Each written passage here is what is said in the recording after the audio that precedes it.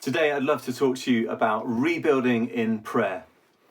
Now, I don't know what you've been up to this summer, whether you've been away on holiday. We as a family have been away to Wales, and part of what we love to do is get on the beach, and part of my role on the beach is to become a project manager for the team, which is the kids, to build a great sandcastle or a great wall, to try and build it as strong as it can be, reinforced with stones and shells, so that when the tide turns and the waves come in, it stands strong. Now, inevitably, we seem to lose every time.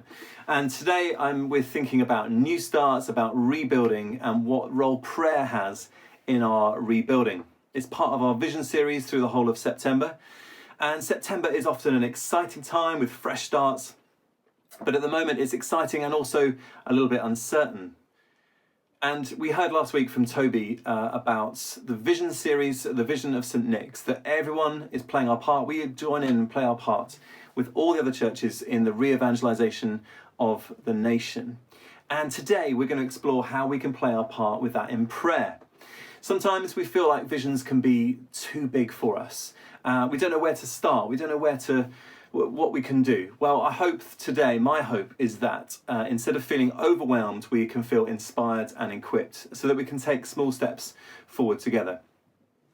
When we first launched St. Nick's almost 2 years ago, we looked at the book of Nehemiah in the Old Testament, and we felt it was a story that was significant and symbolic to us. At that time, the building in St. Nick's hadn't been finished, there was no ceiling, there was no roof, we couldn't meet in there at all. But we felt a sense of calling and had been sent to start St. Nick's. But we had to pray because we had no team and no finished building.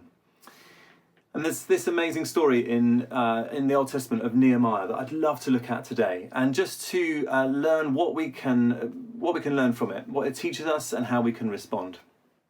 So it's around 520 BC, and Nehemiah has been sent a message from Jerusalem saying that the walls had been ransacked and ruined. This was a place that he loved dearly, his home city, and the people of God had been sent away from it in exile. So let's read the first part of the story, then his response in prayer, which we find in Nehemiah chapter 1, and I'm going to read from verse 3. It says this: "They said to me, 'The wall of Jerusalem is broken down, and its gates have been burnt with fire.' When I heard these things, I sat down and wept. For some days I mourned and fasted and prayed before the Lord God of heaven. Then I said," and this is his prayer, "Lord, the God of heaven, the great and awesome God who keeps his covenant of love with those who love him and keep his commands, let your ear be attentive and your eyes be open to hear the prayer your servant is praying before you day and night, for your servants, the people of Israel." And then it goes on in verse 11, "Lord, let your ear be attentive to the prayer of this your servant and to the prayer of your servants who delight in revering your name. Give your servant success today by granting him favour in the presence of this man." And what struck me about Nehemiah's response as I read it again over the summer was that as soon as he hears of the destruction and the loss and the pain, he does three things. And the first thing is this: he resets. In verse 4, it says Nehemiah stops and weeps and prays and fasts. But he doesn't just do this for a few minutes or a prayer meeting. Nehemiah does it for days. He is overwhelmed by the situation, and his immediate response is to cry out in prayer.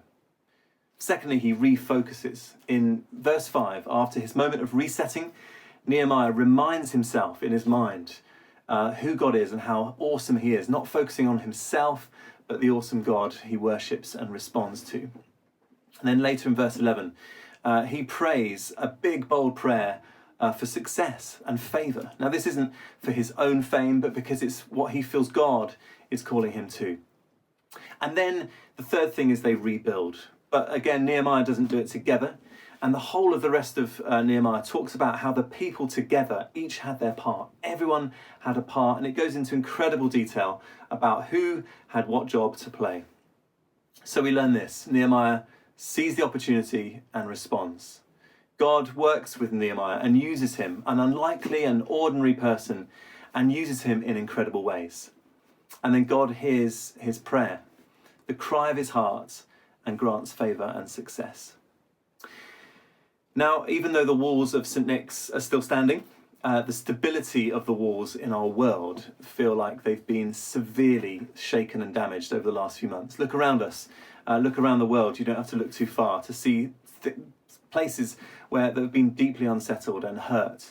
And this pandemic has impacted everyone around the world. I believe we're in a season today where, as the people of God, just like Nehemiah did, we need to follow his example. We have an opportunity to show what it is to reset on God, to refocus our hearts on him and his purposes, and to rebuild, not just as a community in a church, but in our schools, in our workplaces, in our homes, in whatever we're called to in our daily lives.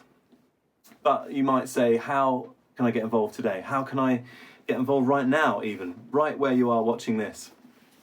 Well, the answer is to follow Nehemiah's example, to pray, to follow his instinctive reaction to get on his knees and pray. Perhaps prayer is a part of your life already. Well, if that's the case, great news. This is a season to go deeper in your prayer life. Perhaps you don't pray very often, or maybe you've never prayed ever before. Well, this is an opportunity to start and to join in with us as a community, to take some small steps to start praying. And today what I'd love to do is to launch something called the 1102 prayer campaign. Now you might think 1102, what's that all about? Well, this is a verse from Luke chapter 11 and verse 2, which says, as part of the Lord's Prayer, your kingdom come, your will be done. And today we're going to launch a prayer campaign. Now, we did this last year, if you were with us this time last year, and we've heard incredible stories of people being prayed for by people, their friends in St Nick's, people coming back to faith, and people coming to faith for the first time. Luke 11, verse 2, just before this, it says, the disciples are asking Jesus, Lord, teach us how to pray. This is reassuring for us because even the disciples needed to be instructed. And Jesus says, when you pray, pray this, your kingdom come, your will be done. The disciples were wanting to copy and follow Jesus' example of connecting with his Father in heaven. And when we pray these words, your kingdom come, your will be done, we're asking for heaven to invade earth. We're asking for his reign, his rule to come and invade our earth here. We're saying we need you, Jesus, your power, your authority here on earth now.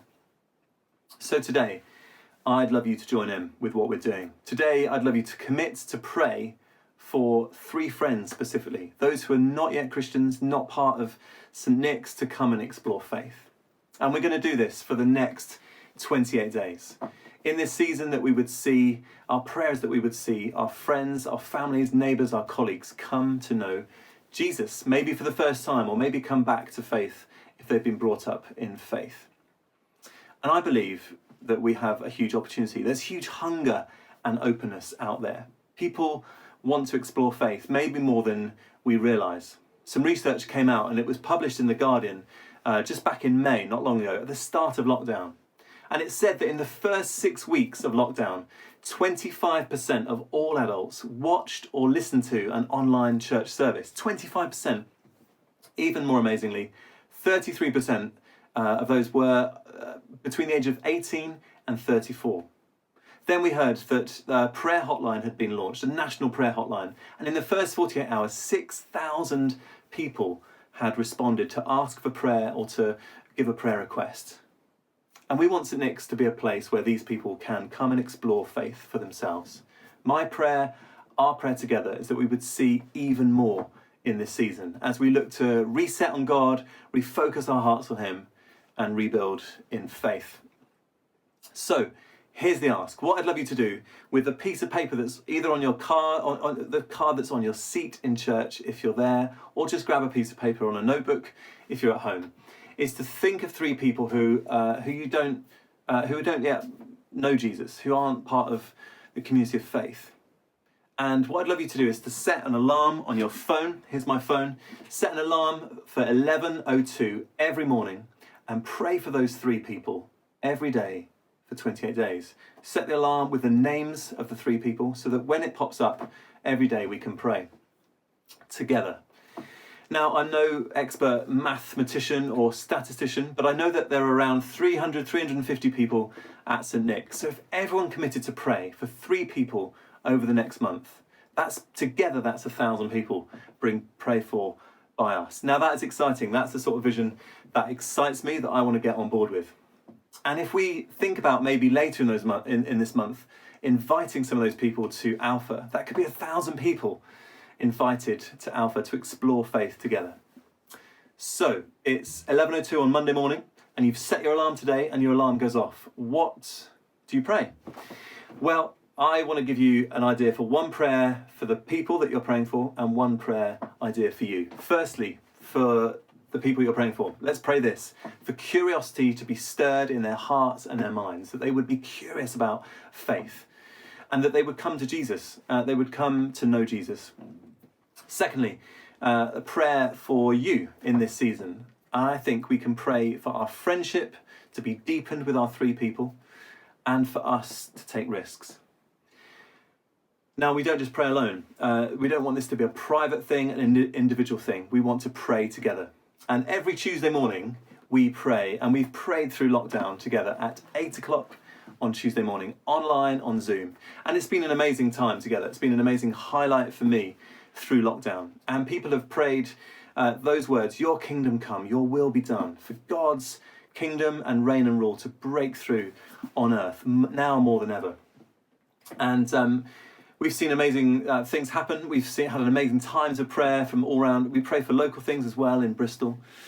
People have joined us from a range of places, from their breakfast tables at home, having breakfast, to on their way to work and their journey there, to the comfort of their sofa, and even just barely awake in bed. We'd love you to join us, and that's on Tuesday, every Tuesday at 8 o'clock. And we put out reminders on social media. The details are on the website for Zoom, so you can also set your alarm and be there then. I think it's a really exciting time to get stuck in. Finally, we've heard a lot about transmission rates and infectious rates over the last few months. And I think my last reflection is, how amazing would it be if our faith and our prayer life became infectious? That as we see Jesus more and more, as we seek to reflect his goodness, his grace, his love into the world that we are around, that people can't help but think, what is it about you that makes you different? How were you able to respond in that situation? And we're able to share who it is that we follow, and that we're able to explain our faith to others in this season.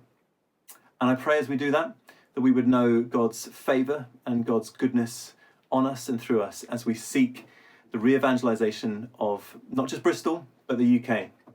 In Jesus' name, amen.